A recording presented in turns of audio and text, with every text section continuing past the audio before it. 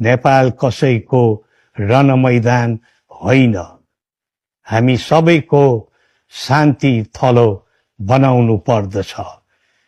नेपाल हाम्रो साझा घर हो र हाम्रो साझा थर नेपाली हो।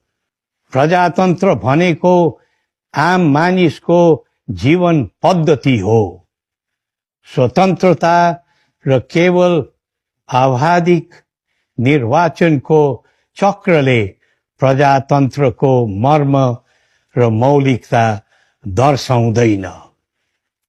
आम नागरिकको सुरक्षा, न्याय, घाँस-बास, कपास, शिक्षा र रोजगारीको सुनिश्चितता सहितको स्वतन्त्रतालाई मात्र हामी पूर्ण प्रजातन्त्र मान्न सक्दछौँ।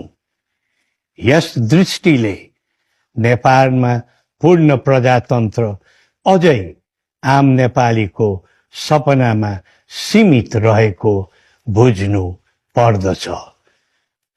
राष्ट्रियता सहितको पूर्ण प्रजातन्त्र नै बडा महाराज धीराजको विचार र प्रतिबद्धता हो। नेपाल सबै वर्ग, सबै समूह, सबै क्षेत्रका सब